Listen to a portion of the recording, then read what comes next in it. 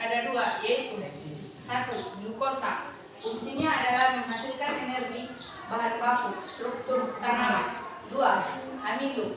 Fungsinya sebagai bahan pengisi bahan pengikat dan bahan penghancur. Xilem dan floem merupakan penyusun sistem jaringan pengangkut tumbuhan.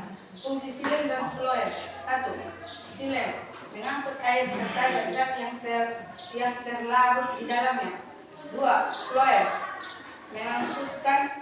mengangkut zat makanan hasil fotosintesis. Oke.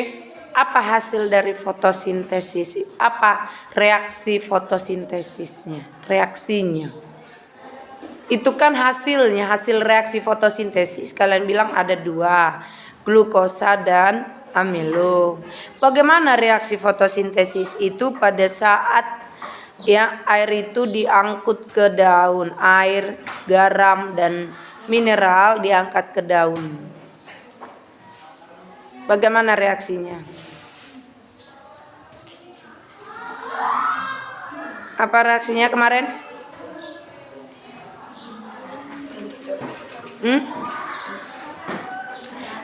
Nah, itu yang Ibu bilang kan. Kemarin kan Ibu bilang, ya, apa-apa saja yang perlu kalian lihat di sini di dalam struktur pengangkutan air pada tumbuhan, ya, atau proses pengangkutan air, ya. Yang perlu kalian pahami dulu apa-apa saja jaringan yang ada pada akar, batang, dan daun.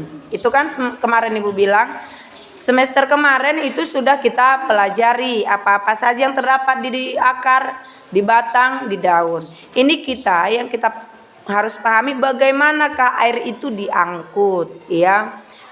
Bagaimana air itu diangkut sampai dia ke daun. Itu tadi udah kalian jelaskan bagaimana proses pengangkutannya, tetapi yang kurang ini masih kurang dia sedikit apa-apa aja jaringan yang ada pada akar itu tadi.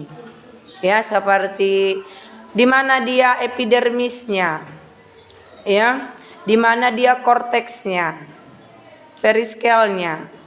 Itu yang Ibu maksud. Nah, setelah itu kan diangkat oleh pembuluh, diangkat oleh xilem ke batang. Ya kan, dari xilem dibawa ke xilem yang ada pada daun. Setelah itu sampai dia di daun dimasak, ya kan. Itulah yang disebut dengan reaksi fotosintesis yang dibantu oleh sinar matahari. Enggak kalian jelaskan di situ, iya kan? Reaksi fotosintesis itu dibantu oleh sinar matahari.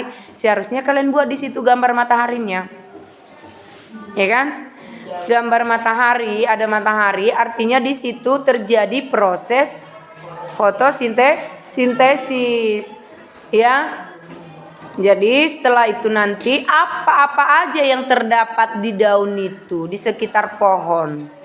Hasil dari reaksi fotosintesis itu bukan hanya glukosa dan amilum, tapi apa? Yang paling utama satu apa? Yang paling berpengaruh dalam pernapasan kita? Oksigen. Itulah hubungannya.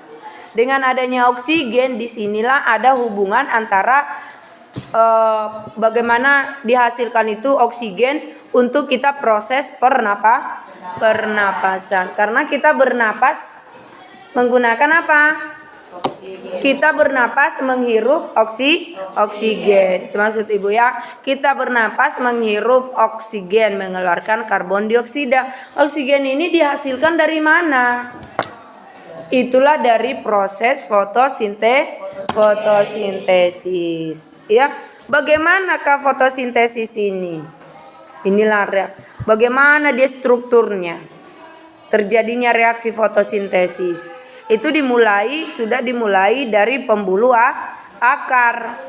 Ya, air, garam, mineral yang ada pada tanah itu akan diserap serabut akar, ya. Itu yang namanya korteks, ya. Kemudian ke endodermis dan periskel. Ya, setelah itu masuk ke jaringan silem. Dari jaringan silem yang berada di akar itu diteruskan sampai ke batang, sampai ke jaringan silem yang ada di daun. Datang matahari, dimasak.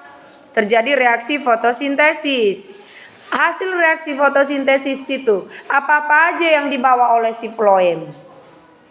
Yang diangkut oleh si floem yaitu glukosa dan amilum. Dibawa, disalurkan lagi dari daun ke seluruh tubuh tumbuhan. Oksigennya bagaimana?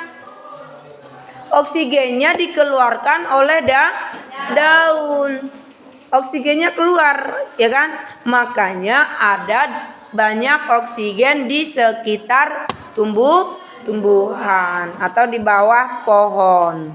Terdapat banyak oksigen. Makanya orang yang kekurangan oksigen atau di orang yang lelah, capek bekerja, misalkan orang yang lagi olahraga, nah bagusnya mereka itu duduk di bawah pohon untuk mengganti oksigen ya yang dia gunakan selama olahraga.